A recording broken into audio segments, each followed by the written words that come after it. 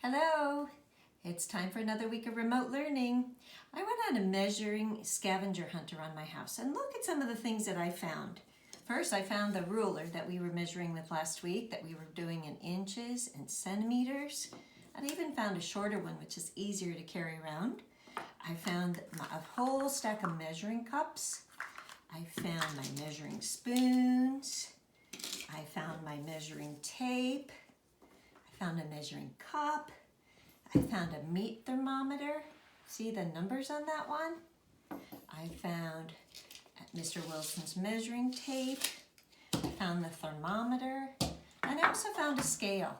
So I found lots of measuring things. And my guess is that if you went on a measuring treasure hunt around your house, you might find as many tools too. Well, today I thought we would talk about how we could use which measuring tool at which point in time. All right, so if Mrs. Wilson wanted to go out for a morning run, one of the things I would want to do is I would want to find out how warm or cold it would be. Which measuring tool should I use? If you said the thermometer, you were absolutely right. Let's take a look at that thermometer. Let's zoom in real close. And if we look at this thermometer, we can see there's two sides. In America, we typically use Fahrenheit over here. But if we're in Europe, we would probably use degrees Celsius. So when we look here, we can see it's between 60 and 70 degrees, and there are two marks between there. So can you see what that thermometer might be? Great. And if you said it was close to 64 degrees, you were right. All right, so if I wanted to make some muffins and I needed to put in some baking powder so that my muffins didn't come out real flat, which tool might I use for baking powder? I'll give you a hint. It doesn't take much. Take a look at my tools. Which tool should I use to add my baking powder?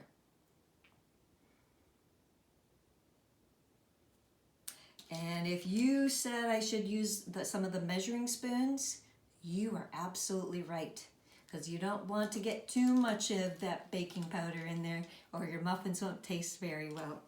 Okay, if I decided I wanted to get a new kitchen rug, which tool should I probably use to measure the floor in my kitchen?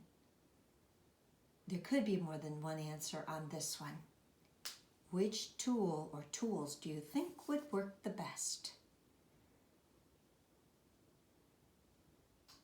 If you said this one or this one, yes, I could do it. I would have to add together a lot of the numbers. If you said this one, that would probably work as well. But my favorite tool probably for measuring the length of my kitchen would be the measuring tape. Okay? And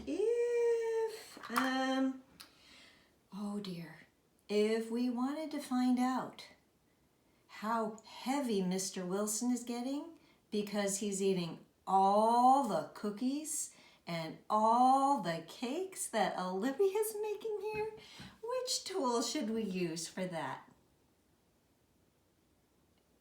If you said the scale, you were exactly right. Let's do one more. You're probably noticing outside that when you walk outside or go to the out with your parents, you're probably noticing that some people wear masks, and people are doing that to keep other people safe. If I wanted to sew a mask for my friends here to keep them safe as well, which tool might be easiest to measure from their ear to their ear? If you said the measuring tape, you were probably right. The thing about the measuring tape is it's flexible. All right, let's make a prediction here. If I wanted to make a mask for my friend here, Mr. Bear, and I wanted to make one for Mr. Monkey, who will probably need the more fabric cut for their mask?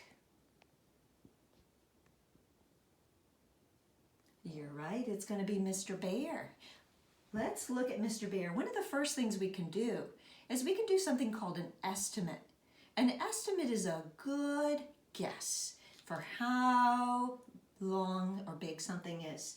So I want to kind of estimate first how far it would be from here to here. And one of the things a lot of people use is they use this part of their hand to kind of gauge inches. So I could go through 1, 2, 3, 4, 5, 6, 7, 8, 9. I'm saying maybe 9 inches. That's an estimate. You know what I'm going to do now? I'm really going to check it. I'm going to see how close I am. So I'll start at Mr. Bear's ear. Oh dear, I was really off. I was really off. And it would be really about 17 inches. Oh dear. Is it bad that my estimate was off? No. The more I estimate, the better I'm going to get. But what is the difference between my actual measure of 17 and my estimate of 9? If you said 8, you're exactly right. This week you're going to have an opportunity to explore measuring more with some of the activities both on Zearn and also when you are going on the seesaw activities. This week we're going to continue to learn about fables and fairy tales and what's the difference between them. And in science we're going to be doing some activities with plants. So you'll find all of these on your schedules this week. I look forward to seeing you at our Zoom class meetings, and thank you for all that you're doing to be the best students you can. Give your brain a kiss. I miss you.